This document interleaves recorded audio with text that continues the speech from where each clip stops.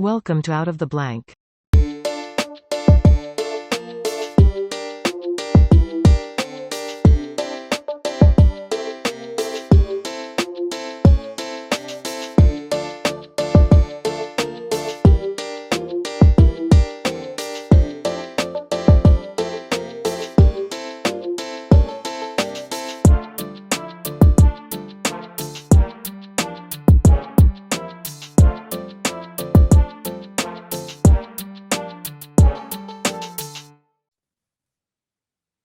Welcome to another episode of Out of the Blank podcast. I'm here with Mick West. Hey. Mick, please, for everyone out there listening who doesn't know, tell us a little bit about yourself. Well, I am a former video game programmer. I used to be well known for the Tony Hawk's Pro Skater video games, which I did back in the 90s. That's a long time ago, obviously now. I retired from the industry a while back. And now what I've been doing a lot is debunking, I guess, is the best term for it. Investigating strange claims and trying to figure out what's going on. I look into things like chemtrails, like conspiracy theories like 9/11, moon landing hoax, even flat Earth, things like that. And recently I've been doing a lot of investigating of UFO videos. Well, first of all, thank you for the Tony Hawk games because they were a staple of my childhood. But with the conspiracies, I heard you mention the chemtrail ones before, saying that it's kind of like the training wheel for conspiracy theorists. Mm-hmm. Now, I've been labeled a conspiracy theorist, even though I just like to entertain the idea of them. I don't really go too far as like maybe storming any buildings or anything. But I wanted to get your, I guess, perspective on why conspiracies out of all of them. Why what, sorry? Why conspiracies? Why did you choose to debunk conspiracies? Well, I've always been interested in science. I used to be a big science fiction fan when I was a kid. My dad had a big collection of science fiction books and comics, and that kind of led to an interest in like popular science. And so I've always been interested in figuring stuff out, reading scientific magazines, like Scientific American, Popular Mechanics, things like that, and solving problems. And that's also a lot of what I do in video games. When you're programming something, a lot of the time it's kind of like solving little puzzles. Like, why did this go wrong? And how do I make this thing do this, whatever you want it to do? And sometimes there's detective work, and sometimes it's just kind of more like hard engineering problems with mathematics and stuff. So it's stuff I've always been interested in.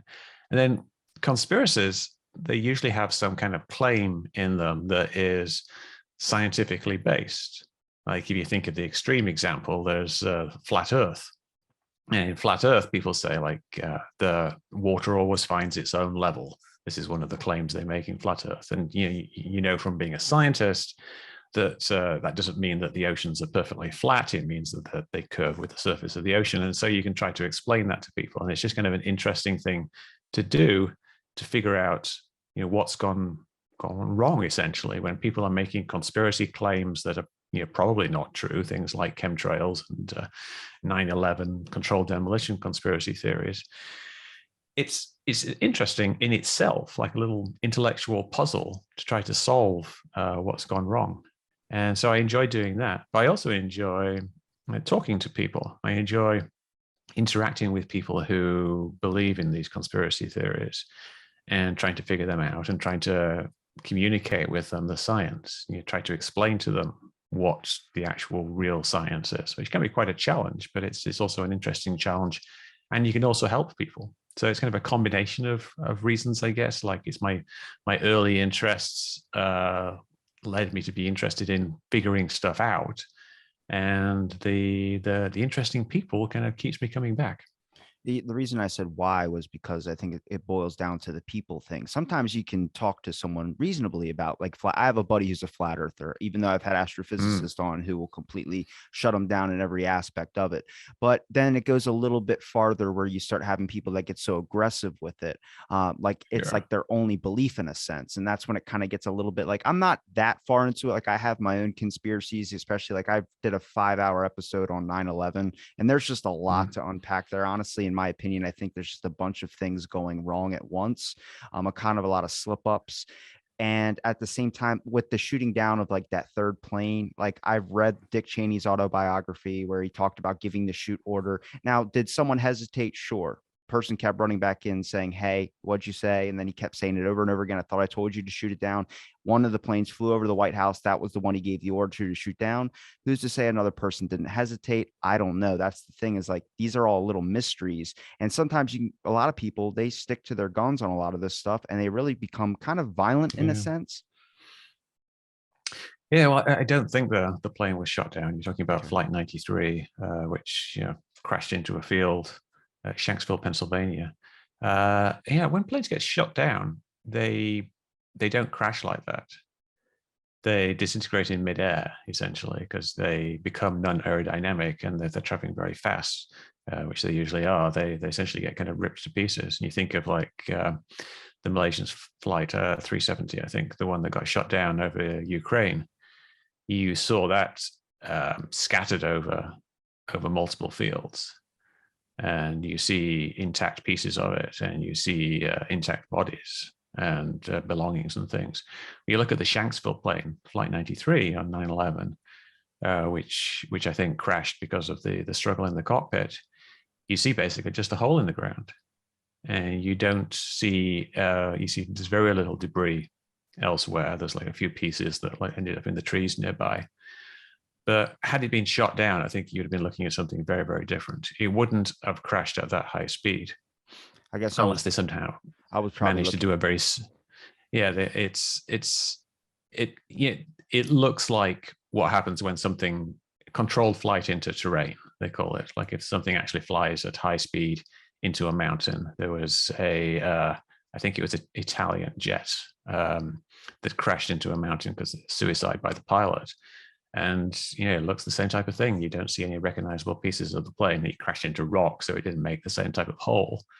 But I think the problem with conspiracy theories like this is that when you do research into them, a lot of the times you end up kind of going down a bit of a rabbit hole, where the research direction that you take ends up just being kind of researching the things that prove it to be what you're looking for. Yeah. And this works in both directions. So if I think that it just crashed, I might just simply look at the narrative, look at the cockpit voice recordings, and look at the hole in the ground and stuff like that. Someone who thinks that it was shot down, they would look at things like what Cheney said, like the guy walking into the room and Cheney saying, has my order changed, et cetera, et cetera. And they will just look at this aspect of it, and they'll look at, say, oh, well, somebody found some debris that was 8 miles away on the other side of a mountain. But you've really got to look at the evidence in totality. Look at look at all sides of the evidence. Don't just look at the evidence for the prosecution or the evidence for the defense. Like look at all the evidence that's being presented and make a determination based on that. Kind of like tunnel vision. When you want to see one thing, you're only looking for that one thing. So you'll come across bits and pieces of stuff, and then you'll kind of form it into your own.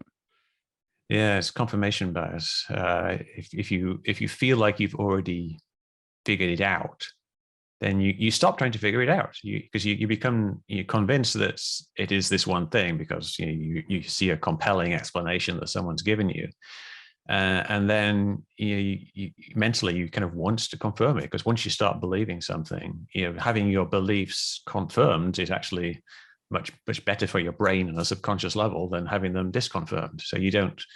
It takes like an actual effort to go out and look at the other side of the evidence. But if you're going to be intellectually honest and rigorous about what you're doing, you really have to consider all sides of the argument. I mean, you can say like, oh yeah, well, there's obviously government disinformation or whatever, but is it this other stuff? Is this Alex Jones disinformation, or is it architects and engineers for 9/11 truth disinformation? So there's all these different sides, and you can't just say, oh, I believe this side, therefore I'm only going to listen to their evidence. You've got to really look at all sides. well, your takedowns on a lot of these things as well too, at least some of the on Metabunk's site, where you're kind of going through them and you're writing articles about them, and also you're updating them as you're going through, which is good because a lot of the time information changes too. Keeping it up to date in that sense is very good for someone who might stumble across of it now and be able to look at something you posted in 2021. But is it for you, or where do you go for your information? Because I feel like a lot of people, when they run off with these conspiracy theories, they find a video online and that video links to like Neil Young's music, his production company's owned by you know what I'm talking about? Yeah. That one with the link to Pfizer. Well, no, I haven't looked at that one recently.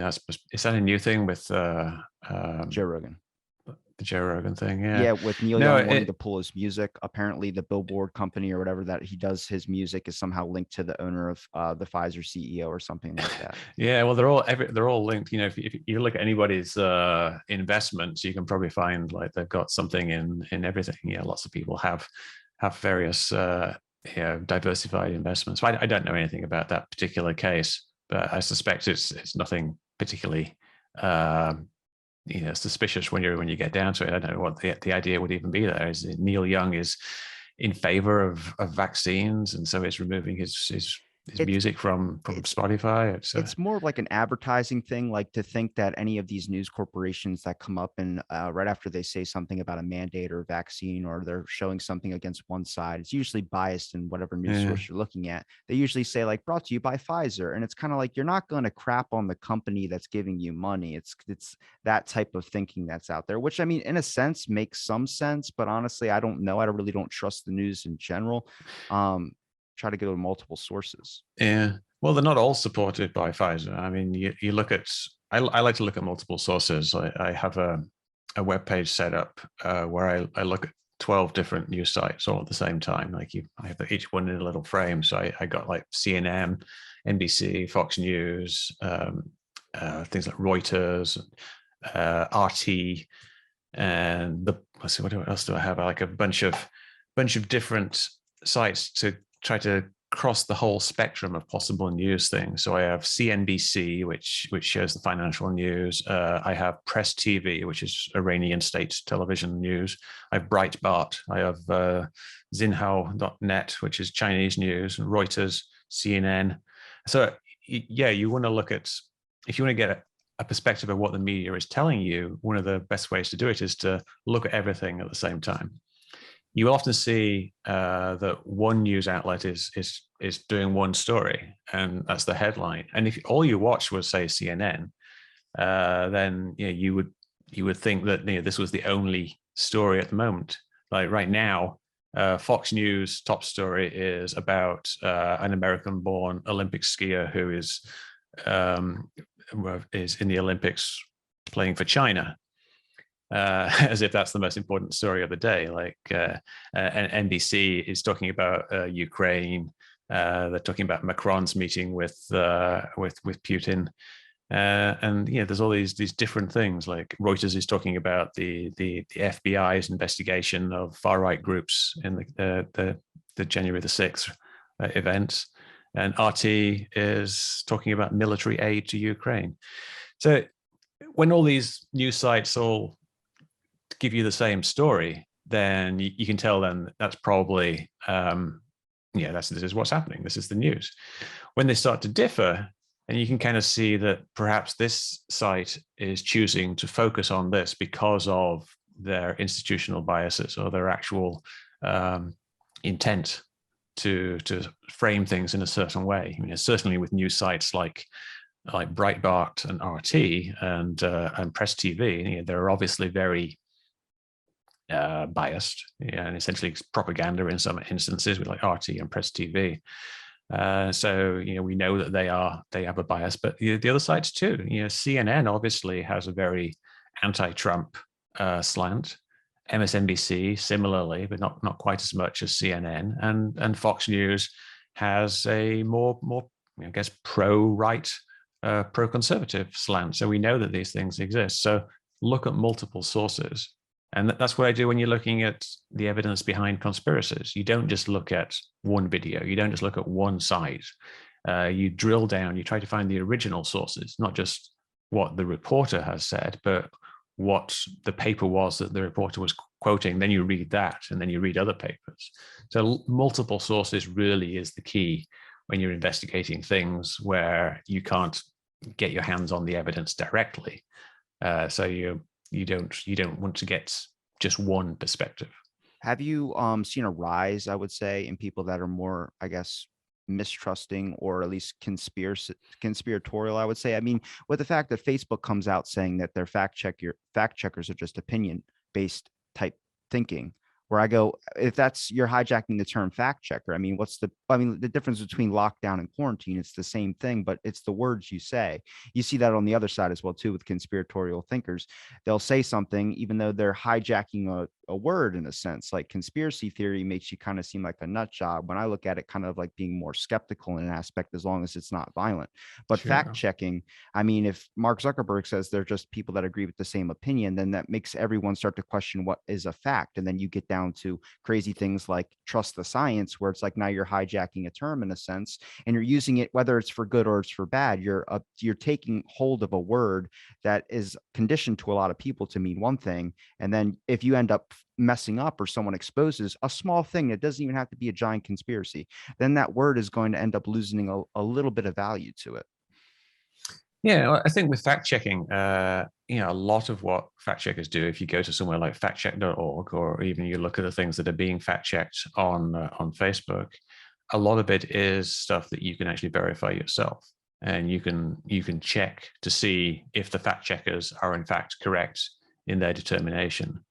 I think where it gets a little harder, and perhaps what Zuckerberg was referring to, is the cases where it's somewhat open to interpretation.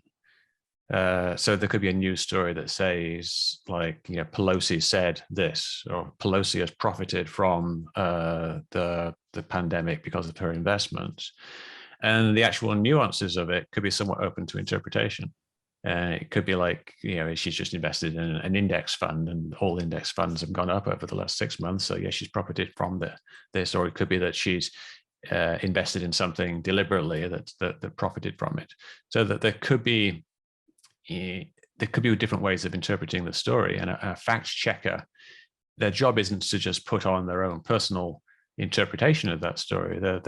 Their job is to look at other people's interpretation of that story and see if that interpretation is supported by the facts. They're checking the facts that underlie that, and then they can say whether they think those facts actually support the story. So they're still fact checking, but there are stories where you can't have like someone be the absolute arbiter of the truth, because it's open to interpretation either way. However, I would say that probably 90%, if not more, of actual fact checking is essentially simple factual things. People claim things like, say Donald Trump says, I had the biggest crowd ever for my inauguration. You can check it and you see that it's false, and you say that it's false. So it's fairly simple things like that, which you can then verify yourself, because they will give you sources. And if you go to like factcheck.org, or Reuters has something similar, and there's lots of other ones, PolitiFact, they will give you the actual sources, and then you can go and just basically repeat the work. So it's most of the time fact checking is just checking facts. Because I know you've talked a lot about 9/11 and some of the other ones, but I'm kind of looking at a little bit of newer ones as well too. Just with Wuhan, for instance, like, what are your thoughts on this one? That is completely. It seems like the narrative keeps flipping back and forth, kind of like a ping Yeah. pong match. You got to keep your eye on the ball.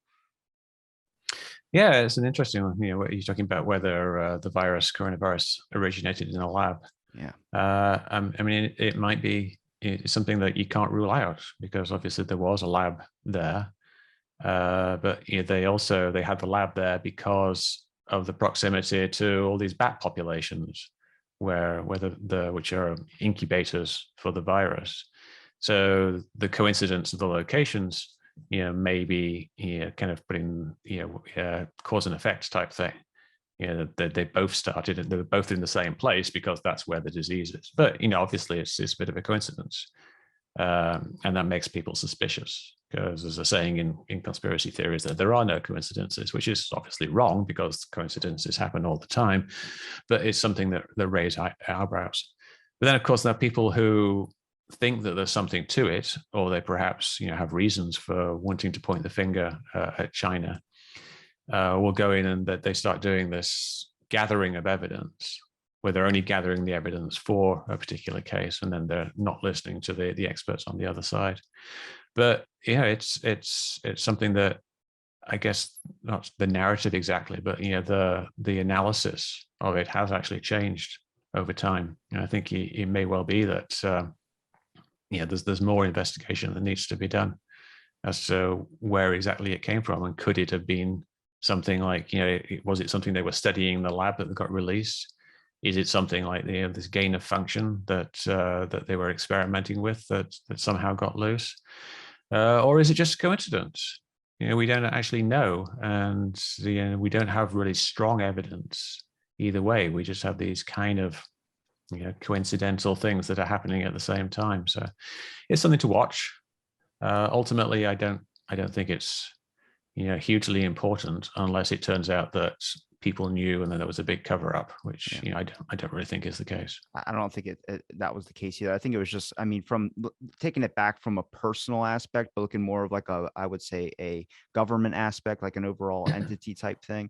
I mean, if you're going to research something defense wise or anything like that, I mean, that's the same thing with the movie Men Who Stare at Goats. When they were practicing remote viewing, was all from a tip that Russia was creating psychological warriors. So we thought we might as well do the same thing. And really, it was some bad information that they got. So then they started doing that same thing because they knew we were doing it. And it was like, it's kind of like that well, if they have nukes or they're testing nukes, then maybe we should start testing nukes just to make sure that we're up with them. We're not out. You know what I mean? And that's kind of where I see it from. Yeah, it's interesting. The Men Who Stare at Goats things is, people in government are not perfect. They're people. You look at Men Who Stare at Goats, and it's quite ridiculous, really, what they were actually doing. And the basis for the belief that remote viewing works is, I say essentially the evidence indicates that it doesn't work. You might argue that there's some statistical drift in certain experiments that seems to indicate that there's a very slight effect, and sometimes people get things right, but really, statistically speaking, it doesn't work, and they should have known that back then. But like you say, when people in the military hear, oh, there might be something, think the Russians might be testing this thing, then they do it. Just, it's kind of like a why take a chance thing. Why take a chance that it's not actually happening? Let's actually go out there and try and do it ourselves. And if it doesn't work, there's nothing lost other than a slight embarrassment. But I think this is something that happens a lot in the military. They actually go down strange paths just in case. You got so much money. See, in the military budget, it's like $1 trillion a year now. It's a ridiculous amount of money. They can spend a few million here and there on these kind of more speculative projects, like does remote viewing work? Does psychokinesis work? Can we do the brown note thing, where you can beam ultrasound into people's heads and make them like crap their pants? Or there was I think the gay bomb was even a real thing. I think it's a thing in popular culture, but it was something that was suggested that you could demoralize the enemy by spraying pheromones into the air to make the troops attracted to each other. Things that seem completely ridiculous, but they're just blue sky speculation, and that's gone over to the UFO thing now. I think people are thinking, oh well, let's check out to see if there actually are UFOs, just in case. What if there are and we got it wrong? We should at least do some due diligence. So you do end up with people going down strange paths and studying rather odd things. You have to admit that's probably easier to deal with than all the government stuff. Is probably dealing with a lot of the UFO stuff, or do you find that it kind of goes hand in hand in a sense with the amount of information, like disclosure? Everyone does the Freedom of Information Act, and they think like the government just has to give you this stuff because what you well wrote an yeah, article? it's like UFO. I used to think of UFOs as being like a mostly harmless topic to look into, because it's just people like studying things in the sky. But really, when you get down to it, it really is a type of conspiracy theory. because most people who believe that UFOs are real, they mostly think that it's aliens are the most likely hypothesis. You know, most of the people, the big wigs who have been promoting UFOs recently, have come out and said, we think it's probably aliens. You know, Lou Elizondo, one of the guys been on TV, he thinks it's aliens or extra dimensional beings or something. And Chris Mellon, who's the guy who is responsible for the recent legislation, I getting saw in you talk there. to past guest Avi Loeb too. Yeah, and Avi Loeb, like he's strongly suspicious that we have alien visitors, or there's evidence of alien visitors. You might not think that every UFO is an alien, but he thinks that it's quite probable that the Oumuamua thing, interstellar object that came through our solar system last year, he thinks it was probably some kind of alien artifact. This seems to be his leading hypothesis. And he's set up this organization to investigate whether there is evidence of alien visitors in our solar system and on Earth. So lots of people think that aliens are the best evidence of UFOs, which leads them to think that the government probably knows this and that the government is covering it up. So it becomes a conspiracy theory, whether you like it or not.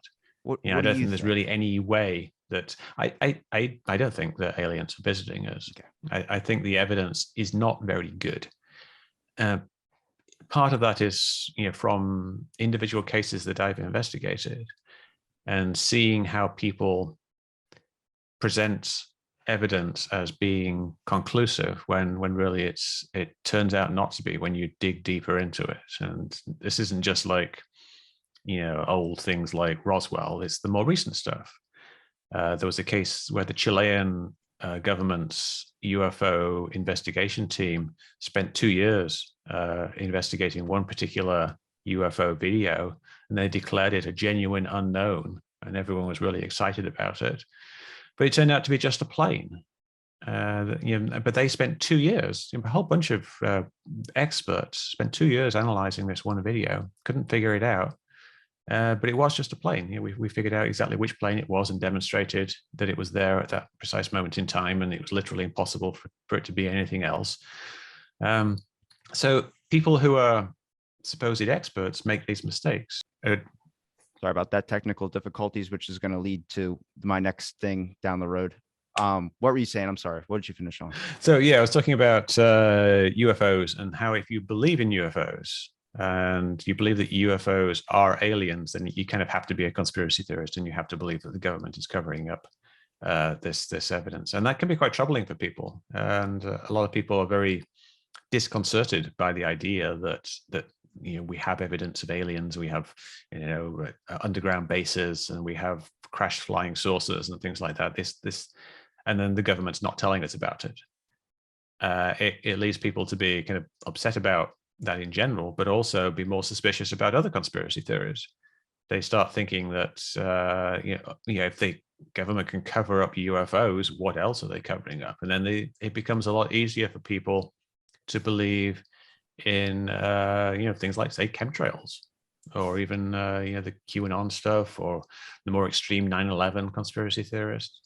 So UFOs seem like a harmless interest, but it kind of leads you down the path of conspiracy theories.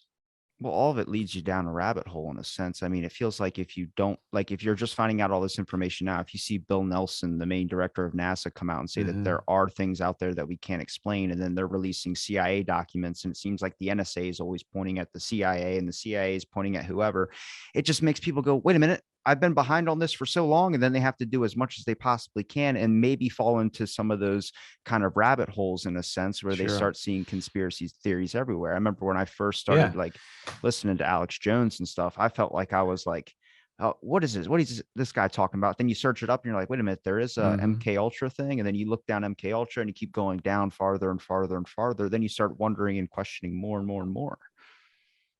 Yeah. And that's how it works. This is how, that's when people get into some kind of conspiracy theory. That's how it starts. You take the red pill, essentially. Your eyes are opened to a new world of information. You get these things that you didn't realize exist before.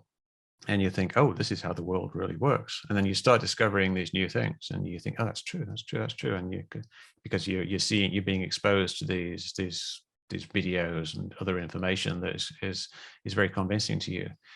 And people will point out and they'll say, well, that's not true. And you say, well, okay, that's not true. But, there's all this other stuff. And then you carry on and you kind of build this world view.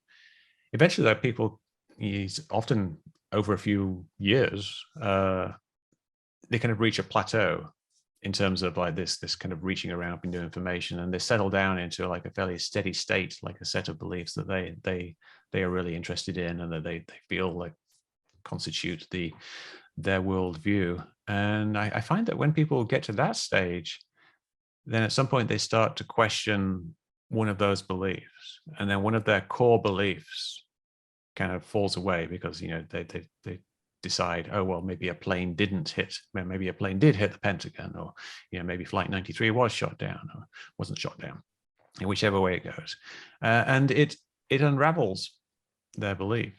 And when people fall down a rabbit hole, they tend to keep going from momentum. They tend to keep finding new things to discover, and eventually, though, people do actually find their way out. And I think that's something that you may have experienced yourself with some of the things you used to believe in. That over time, that you kind of settle down into a certain state, and then you start to question one aspect of it, and then the whole thing unravels. Then there's probably still other things that you solidly believe in, and perhaps that might come later. We'll see. Where do you find the most resistance, I would say? Like, do you find it in the UFO community? Do you find it with people who believe like 9/11 was an inside job or flat Earth? I find it in the UFO community. And I think the reason that is that for many people who believe in UFOs, it's a very personal belief. They've either had some experience themselves, or they know someone who did. But they're basing their beliefs upon actual personal experience, like they saw a light in the sky, that they seem to behave strangely. It's very different from someone seeing video of the Twin Towers collapsing from 20 years ago. It doesn't have that personal impact, that immediacy. People with 9/11, if someone lost a relative in 9/11, that makes it very personal for them. Sometimes there were some people who were there who think they saw things. That makes it very personal for them. But that's pretty rare in the world of the 9/11 community. With UFOs, it's probably like half of the UFO believer community has had some kind of personal experience. And some people think they've had multiple experiences. The people who go out for these close encounter camps, the CE5, close encounters of the fifth kind, where they think they are summoning aliens. It's a $10 app. I'm not getting it.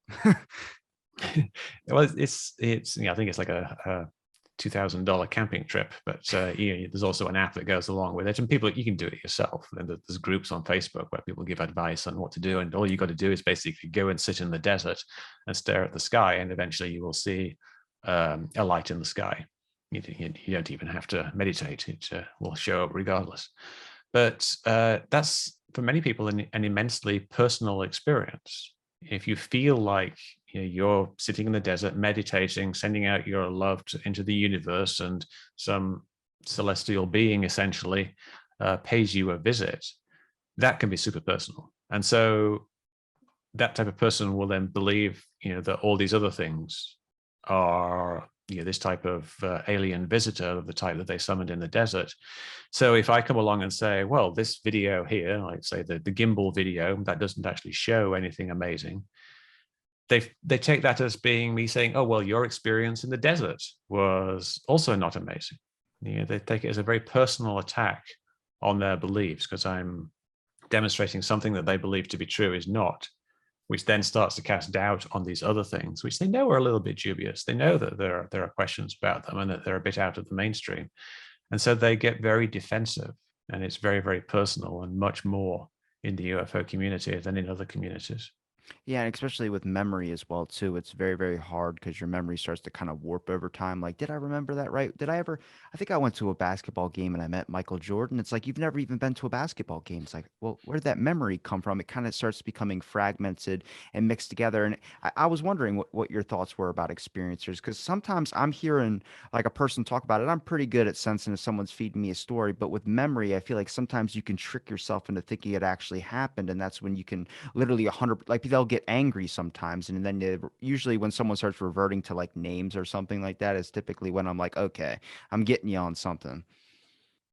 Yeah, I think most experiencers, people who think they've had some kind of UFO encounter of some sort, either viewing it or closer up, I think generally they are telling they're not they're telling things that they believe to be true.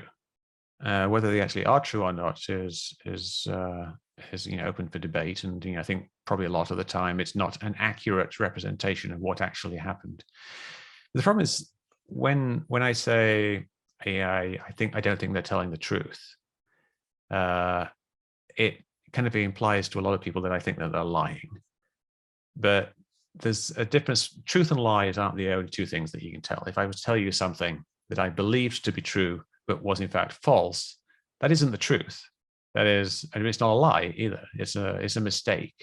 And I think a lot of the times what happens is people make mistakes. First of all, they make them in their initial visual interpretation of what they see. You look, it's night, you're looking up into the sky, you see some lights in the sky. It's very easy for you to misinterpret what you're looking at, either think that they're much lower down than they actually are, or they're higher up, or they're moving fast, or they're moving slow. You can't really tell because you don't really have any context. It's very easy to interpret like three lights as being a solid triangular craft. If it's a single light that's not moving like a star or a planet, there's an effect called the autokinetic effect, which makes that light appear to move. So it's a perfectly natural mistake to make. So there's lots of immediate mistakes that people make. And then they make mistakes almost immediately after that, when they start to form memories and they start to describe what they saw, or they tell themselves what they saw, and or they're telling somebody else what they saw, and they think, oh, it was a triangle moving across the sky when it was just three lights. And how big was it? Well, it was the size of a football field. But it doesn't really mean anything because you don't know how far away it is. And then these descriptions that you give, verbal descriptions, start to take on a bit of a life of their own, and they impose an interpretation of your own memories upon those memories. And then over time, your short-term memory turns into medium-term memory, and then these longer-term memories, and eventually kind of ossifies until it's not really a memory anymore. You're just recalling the telling of the memory rather than the actual events itself. And that can change. And we know that these things change over time. Like if you don't think about an event for a long period of time and then you try to bring it back, you could imagine that it was in a completely different location, or that a different person was with you. Yeah, I've had experiences where I've had a conversation with a person, and I tell my wife, I was just talking to Larry, and she's, no, you were talking to Phil. And I thought, oh yeah, I was. It was Phil. And he's a completely different person, but your memory has somehow changed the conversation partner to be a different person. These things happen, and they're just human things. It's not like the person is trying to deceive. The experiences almost always are trying to tell the truth. They're not trying to convince you of something that they don't think is true. They're trying to convince you of something that they think is true. Uh, so yeah, it's Well, is that a savable when thing? I Like, question people, I'm not attacking them. yeah. Is that a savable thing though? Like, because I mean, I don't think you're attacking anybody in anything. I think you're just trying to show them that maybe what they have in their head, or maybe the idea, which I mean, some people can consider rude, but I wouldn't consider that rude. I mean, it's like they're Manchurian candidated in a way, where it's like you kind of like your memory started falling apart, and then you were picking up the pieces, but the pieces aren't in order, and then like you're putting it back up, and then that gets solidified in cement, and then it's like you got to Yeah. tear this all back down and try and fix it. I was just do you have any like base level questions or things that you ask when you talk to an experiencer or someone with UFO? Like, for instance, if I asked you, is Coke the same thing as Sprite? You would tell me, It is not. okay. And then you would ask, are aliens government tech? Yeah, but yeah, I don't think there are like these baseline questions. It's not like we're doing a lie detector test on people. We know most people they're just regular, ordinary people. So that they will tell you like regular, ordinary things about ordinary things, but they're trying to relate a memory to you. And there's not a lot you can do with it once it has become a solid memory. You can't start going in and then trying to reveal the true memory, because all you're doing at that point is that you are trying to impose some kind of set of beliefs upon that person. Yeah, there was a UFO investigator called Cynthia Hind, who investigated the aerial school sightings of visiting aliens in Zimbabwe. And she said her technique consisted of persistent and repeated questioning to reveal aspects of the encounter that the witness may have forgotten. So there's a big problem with that, because she's essentially thinking that this person has met an alien and they've forgotten the details, but if I question them in the right way and do it repeatedly, we'll eventually reveal what they have forgotten. But what you might be doing is actually implanting a memory in that person. So it's very difficult to, if not impossible, to actually get the correct information out, because by asking a question, you're often changing the memory of that person, because you ask a question in one way, they will recall it in one way. You ask it in a different way, they will recall it in a different way. And this is something that studies have been done on. It's not just simply me saying this. The way you question a witness has an effect on their memory. If you phrase the questions in a way that makes the situation dangerous, then people will recall things a different way. This is something that's happened with eyewitness accounts. Like if you phrase the question in a way that makes a suspect sound like he's the murderer, then they're going to finger this person as the murderer, and more times than not. So you have to be very, very careful. And you not just very careful, but also when you weigh the evidence, give it appropriate weight. Eyewitness accounts are great if that's all you've got, but they're really not as great as they seem. Someone tells you they saw a spaceship, doesn't mean they actually saw a spaceship. They may well have been mistaken.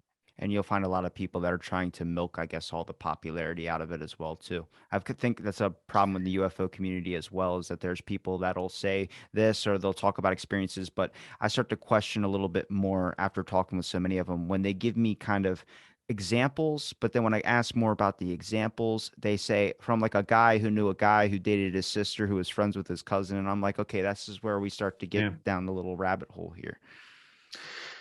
Yeah, no, I have this saying that UFOs live in the low information zone, the LIZ, the Liz, and that with photography, that's to do with things that too far away to tell what they are. You see UFO videos all the time, and it's a black dot in the sky, or it's a white light in the sky, or it's a white dot, and it's too far away to see any detail, and that's how it always was.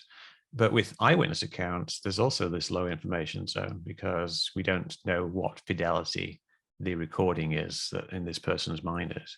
And especially when it's a second-hand or third-hand encounter. With these older cases now, some of the original witnesses have passed away. And so we're relying on other people interpreting these memories for this person. So yeah, you can't really put that much weight into eyewitness accounts, and it's not really great information unless you can get very well correlated and completely independent accounts of the same thing. People who are together, they will look up and see the same thing, and then they'll be like, "Did you see that? It was a big white light in the sky. Yeah, it looked like a triangle or something." And then their stories converge because they both think they saw the same thing and say, "What did it look like? It looked like this."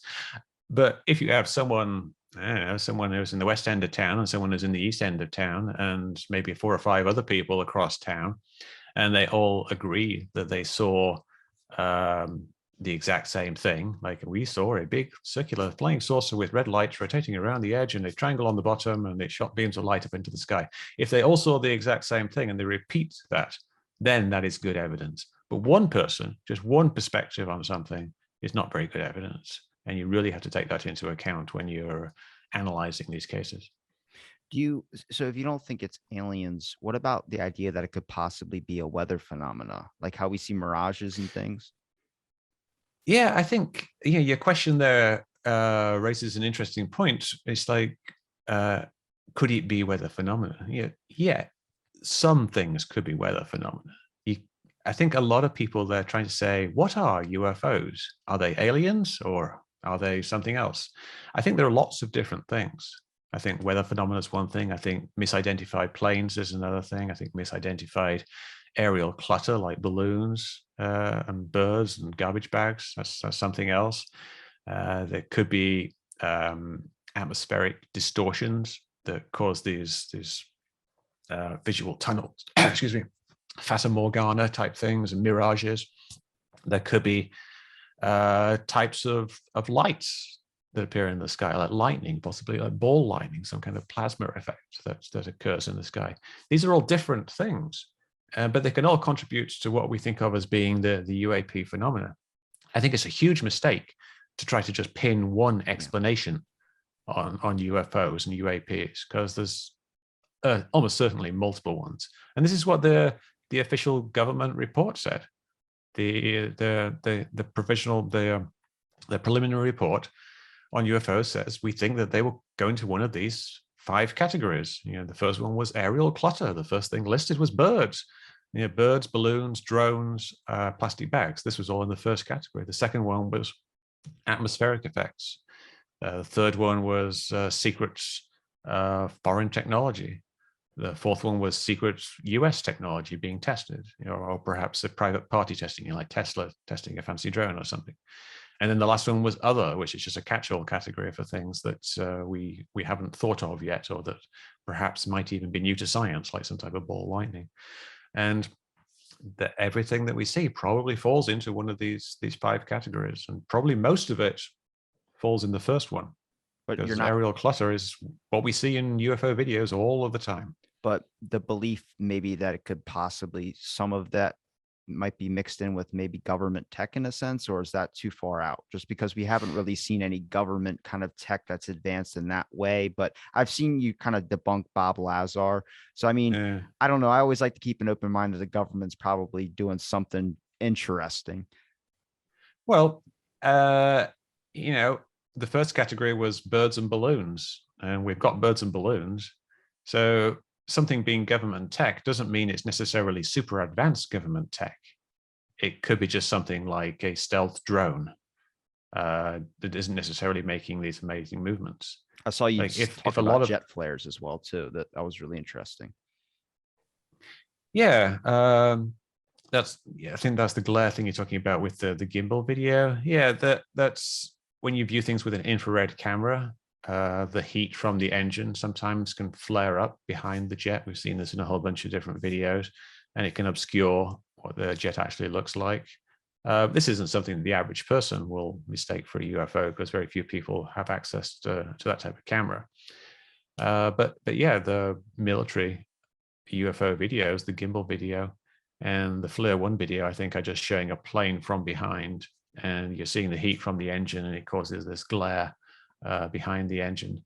So it's just another thing. It's a misidentified plane, essentially. And misidentified planes account for a huge proportion of the UFO videos that I see.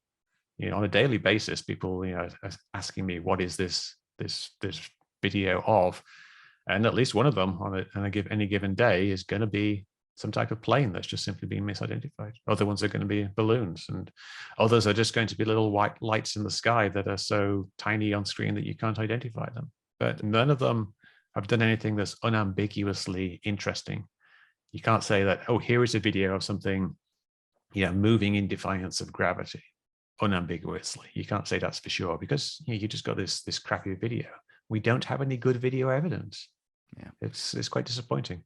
And then I'm going to let my little conspiracy one come out. My buddy Brandon was on my show, and he's known as Brandon the Skeptic. So he always brings something fun to the table. And he had this idea about Disney, which Disney is somehow using Newspeak to cover up every like kind of, I guess, interesting thing conspiratorial wise you can find on the internet, like Hmm. George Orwell 1984. What when you type in 1984, you're going to get Wonder Woman 1984. Then if you type in Endgame, it used to be Alex Jones Endgame, and then you get Avengers Endgame, which it's not like it's a hot, heated, or serious Yeah. one. It's more fun in a sense. But then I was recently, it was the I guess the anniversary, or it was, I guess it was last year, it was the anniversary of JFK's assassination, and it was also the 26th birthday of Toy Story, where I was like, all right, hang on a second, how deep does this go? And I'm obviously I entertain it, I don't actually believe it, but I think that's a Yeah. pretty interesting one you might like. Well, I typed in 1984 and George Orwell's 1984 came up, and there was Maybe nothing about. I maybe think, that's your algorithm. yeah. Well, I don't know. Like, was that even Wonder Woman? I think that Wonder Woman was 1980, wasn't it? Wonder Woman.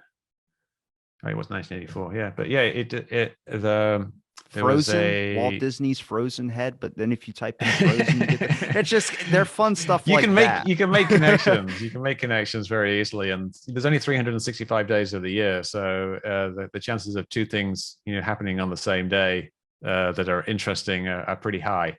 I wrote an article about this. Like, coincidences are inevitable. You're going to get these coincidences. There's a thing called the birthday paradox, where the number of people you have to have in a room for there to be a 50-50 chance of them having the same birthday is surprisingly low. It's something like 23 people. You get 23 people in the room, you got a 50-50 chance of two of them having the same birthday, and it seems like a coincidence. You in a class of kids, two of them are going to have the same birthday. In half of all classes, two kids will have the same birthday, and it seems very improbable. It seems like this weird coincidence, and people have these family coincidences. They say, "Oh, like my great aunt has the same birthday as my niece. What are the odds?" I mean, the odds are inevitable, and it's the same thing with this type of thing. Like there's so many names and numbers and years and dates that you can actually use. So you're going to get these coincidences that seem like they are significant. Like The Simpsons, people point to The Simpsons and they say, "Oh, The Simpsons predicted all this stuff." But there's like 6,000 episodes of The Simpsons, and there's loads of things in every single episode, hundreds of things in every single episode, and sometimes they're going to get a hit in terms of matching that with what happens in the future. It doesn't actually mean anything. It's just the inevitability of coincidences. Kind of like how long if you put a monkey in a room to type on a typewriter, could he pull out the complete works of Shakespeare? It's just an inevitable. No, not really like that at all. Okay, guess not. Because you have to have rather a lot of monkeys to actually do that, because it's I think remarkably I get what long. you're saying though about possibilities. I mean, the chances that eventually it's easier going to line up. It's kind of like 1 out of 1,000, basically. People, you remember the coincidences. This is the concept called synchronicity, which you can take as being one of two things. Synchronicity is either some kind of underlying force in the universe that causes coincidences, meaningful coincidences, to happen. Like you think of somebody and the phone rings and it's them. That's synchronicity, is the universe causing these things to happen. Or what synchronicity actually is the inevitability of such coincidences. You live long enough, every day you have lots and lots of things happen to you, and lots of other things are happening. And sometimes these two sets of things coincide, and that one or two of them will line up in the right way. And that seems like it's amazing. Someone has to win the lottery. For that person, it's the most amazing thing ever that has happened to them in their entire life, and the most amazing thing they've ever heard of happening to anybody. But from the world's perspective, just somebody won the lottery. Someone has to win the lottery. So coincidences happen, and coincidences are going to happen to you, and they've happened to me. These things that seem like amazing at the time, but they are just things that happen to everyone. Everyone in their life will experience things that seem like interesting coincidences, but statistics tells us that is going to happen. So look forward to it, young people. Do you also find that it always happens to be kind of like one straw man? I would say, like with Disney, it'd be interesting to think that one corporation is slowly trying to rule the world, as much as they might have hands in a lot of things. that's interesting. Like Bill Gates, everyone was kind of at Yeah, him for a little while because everyone kind of needs one figure. It's always bounced between yeah, Bezos to totally. him too. Yeah, but you look at I always tell people to look at the list of billionaires. Go to the like Forbes and do like the top billionaires in the world. There's about 1,000 of them, I think, um, and it's a very diverse bunch who have very little to do with each other. It's not like there's a big club of people who all got together and they're trying to rule the world. There's a bunch of people who made $1 billion or inherited $1 billion in a variety of ways, a variety of very different ways. Bill Gates and Jeff Bezos, they're somewhat related because it's technology, but Jeff Bezos made his money starting selling books. Bill Gates selling floppy disks of an operating system for a computer. Quite different things, really. And then you got other people like Carlos Slim, who made his money selling mobile phones in South America, I believe, and then a whole bunch of Chinese people, and then Warren Buffett, who made his money investing, and a bunch of other people who made their money in banking, people who made it in mining, people who inherited it, people who did it in a variety of industries. They're all different. So there isn't really this cabal of people running the world, and Bill Gates certainly isn't at their head. He's just some lucky nerd who worked hard and was in the right place at the right time. But there's people do like to have a target, and George Soros comes up, probably because he's Jewish, and a lot of people like to think that the Jewish people are responsible for all the world's We don't ills. control the weather. But It doesn't happen like that. no one controls the weather, which is unfortunate. Maybe in the future we will control the weather, but it's obviously a very touchy subject, very dangerous thing to do, to control the weather. So it's Disney, of course, did a film about that. Like I can't remember if it was a part of a film or if it was a film, but it was a thing where it was the future. But this is an obvious thing to imagine. What might humans do in the future? Well, they might fly to other worlds. They might invent screens that you can talk to people who are on the other side of the planet, and they might control the weather, and they might genetically engineer animals to be more useful. And, so these are it's just science fiction stuff that a lot of it comes true eventually. Like my watch here, I can make a phone call on my watch. I can go out into the wilderness somewhere, as long as it's reasonably close to a cell phone tower, and I can actually call somebody on my watch. And that was like science fiction. It was like Dick Tracy's radio watch. I can browse the wonders of the universe just from my watch.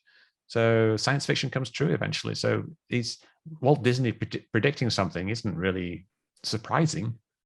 About to say, Because just wait for my just tell-all where it's going to be a giant Disney cover-up of all the major kind of craziness that happens. But I get it. I mean, it was just interesting to think, because I think that's one of the more fun ones I enjoy than a lot of the more serious ones too, especially when you get into 9/11 and all these. These are kind of ones that like you can joke about and have a beer with someone with.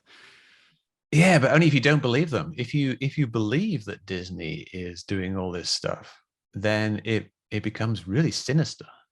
It's this evil force permeating our entire society that is driving our brains in a certain direction. I mean, that's pretty scary if it was true. I mean, I don't think it is. Obviously, I don't think there's any evidence of that. But then, of course, most conspiracy theories are based upon some kind of hint of the truth, in that there is propaganda out there, and TV arose from advertising. The big three networks, ABC, NBC, and CBS, their business model was to have corporations give them money and for them to have an audience that would look at those commercials. So, straight away then they've got this kind of conflict of interest. They're somewhat beholden to these corporations. And then other people come in who perhaps have ulterior motives, like Rupert Murdoch buys Fox News, and perhaps he wants to push his own political beliefs via Fox News, or perhaps he just thinks it's good market forces, a good way of getting a niche out there. But these things, there is misinformation and there is propaganda in the world. It's not like everything is factual, but the idea that Disney releases cartoons to try to convince people of things like global warming is real, it doesn't really stand up to scrutiny. Uh, do you feel like it maybe people just watched a little bit too much TV in a sense? Because I think that's where a lot of these kind of go down to, where you end up hearing about like flat earthers. I think I don't know if it's them or not, but they talk about how it has something to do with like Nazis. I don't know if it deals with the Rothschilds or something is where they're pulling it from, but there's like a something in the Yeah. Arctic. Yeah, that's kind of the Operation Paperclip type thing, but also there's kind of a mythology around Nazis, and that there's a belief that the Nazis had developed a lot of very interesting technology. Because towards the end of World War II, the Nazi government was doing a bunch of interesting stuff. They did the V2 rocket, and they actually had jet powered planes, which was quite an impressive technological thing at the time. And had they actually won the war and they hadn't been the manufacturing base hadn't been destroyed, they probably would have continued to do stuff like that. And after the war, a lot of German scientists were taken over to the United States in a thing called Operation Paperclip. Warner von Braun, But some people think that there was secret Nazi scientists who escaped, and they formed bases in the Antarctic or in South America and places like that, and that they developed flying saucers, and that they had contact with aliens. So it's just a bunch of mythology, essentially. It doesn't really, again, doesn't really stand up to scrutiny because the evidence really isn't there to support it. Now, I've heard you talk about this, and I've also talked to Avi when he was on here about this, but robotic enhancements, artificial life, this whole entire craze that's kind of taking off. Mostly I'm seeing videos of like kids at colleges who like are in a machine class and they're making a robot with like, I guess it was like fake skin on top of it, like Sophia, like looking. That's scaring me because I don't know. I don't feel I was against it because I thought Terminator in the way beginning, like my very first episodes, and now I'm more accepting to it because I realize this is like, if you're going to talk about space travel, that's a great next step in a sense. It's just the like algorithms on social media, its own, they're not the best, and sometimes I mean you can't even say certain things on Facebook where you'd be like, you can't say that. That doesn't. I just feel like it's not a perfected system yet. Yeah, well, I think robots and AI is a good example of something that was in science fiction and is now a reality. And but we haven't reached the real far future of the science fiction. There's a story called I, Robot, and it's about it's Isaac Asimov and the three laws of robotics, and when you shall not allow a human to cause harm by action or inaction, and I can't remember whether you shouldn't allow yourself to come harm, and there was another one in between. I can't remember what it was, but the idea there was that humanity would have had the foresight to anticipate that robots could turn on their masters. And so they had these laws of robotics hardwired into all the robots so that they wouldn't do that. But it's a real problem because we're on the cusp of a revolution in artificial intelligence where it's going to become indistinguishable from humans. And we're also on the cusp of autonomous robots, things that can run around and shoot things or fly around or roll around or do all kinds of movements. And the more autonomousness that robots get, the greater the risk of there being some kind of accident where something bad could happen. I mean, it's not necessarily like, the robots are just our useful slaves or the robots rule the world. There could be something just bad happening, like a small robot war or something like that. But it's something where I think we should be concerned. I think that artificial intelligence and robotics is proceeding at a very fast rate of speed, and there's possibility of things going wrong. And lots of people have pointed this out. I mean, I'm sure Elon Musk has mentioned it. AI is a problem. Anybody who's interested in futurism of any sort knows that we are, at not exactly a turning point, but certainly at a very rapidly changing situation where we would do well to perhaps slow down a little bit. Do you think it's going to lead more into creating like a robotic system that's separate from a person, or do you think it's going to be more of implementing technology into people, kind of like Elon Musk and the neurochip and all that? It seems like there's actually a small percentage of people that actually want to be a cyborg race out there and actually identify as part Yeah. cyborg. There was a person who took a it's like a little small little like camera or something from the back stem part of Right. his spine that connects over his head where he can feel color. Like when he scans over it, he can feel like whatever sensation tricks his brain or something to feel actual color. Yeah. That scares me more. But why though? Why is that scary? I mean, It's it's a bit cool. weird. It's cool and It's scary. like, it's body modif it's an advanced type of body modification, really. Like people do these body modifications where they, put plugs in their ears and things like that, so they sharpen their teeth. Perhaps it could be useful. Like we're not far off from cyborgs, except this watch is not implanted into my wrist; it's removable. I can take it off, and my phone I carry around with me. It's even more powerful.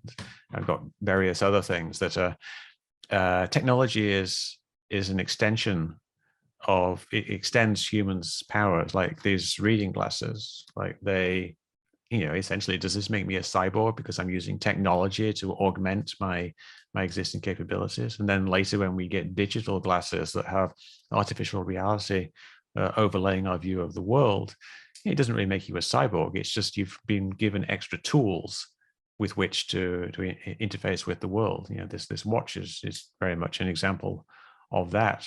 But I don't think that's a scary thing in itself. It's really when the technology is making its own decisions that we should be concerned.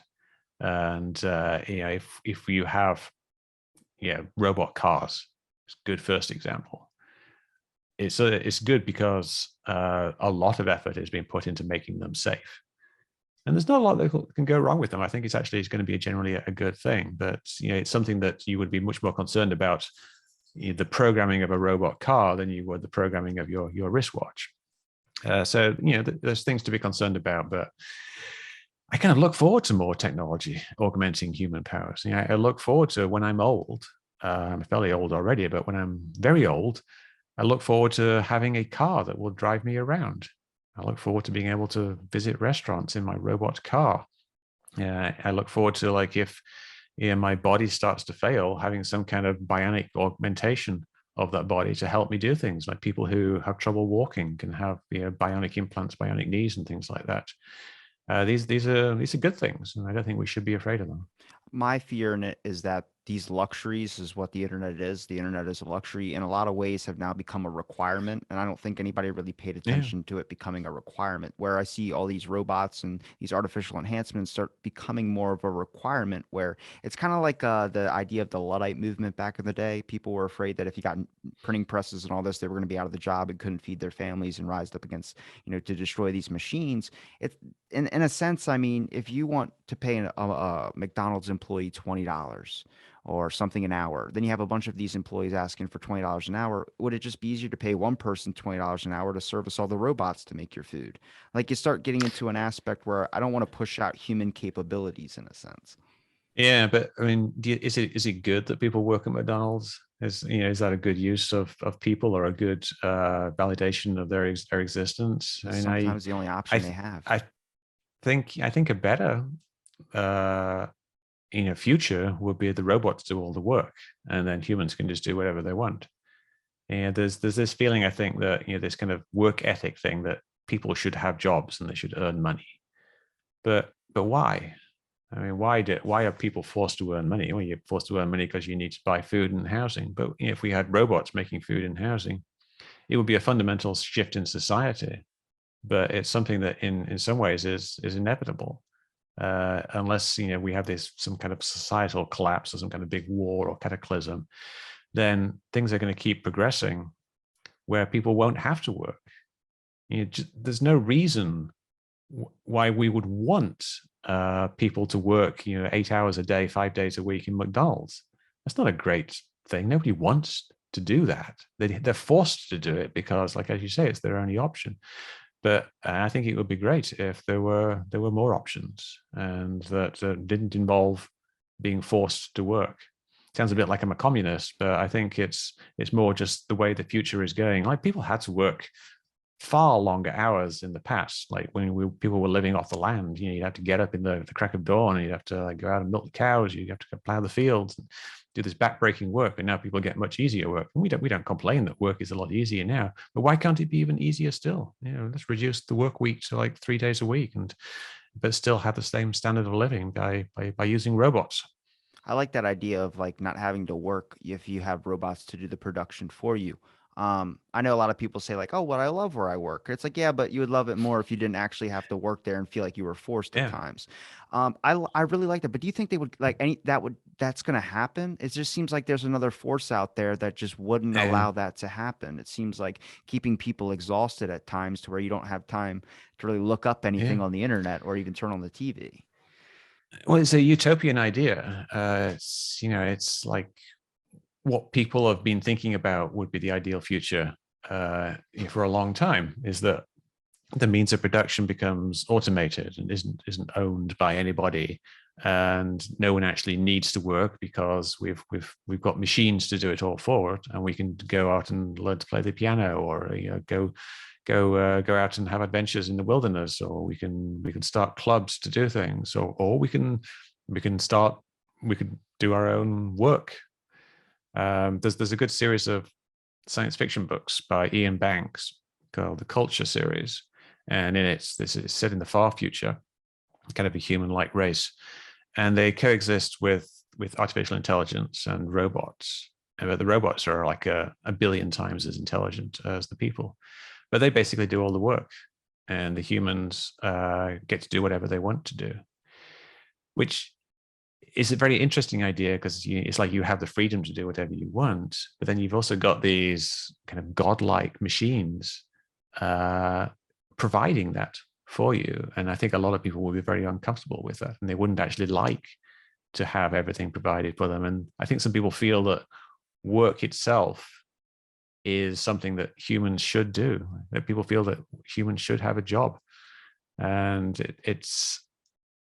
and besides that, of course, there's the vested interests that we have there, like the rich people and the corporations, who just simply don't want to change because they don't want to have a new way of things working.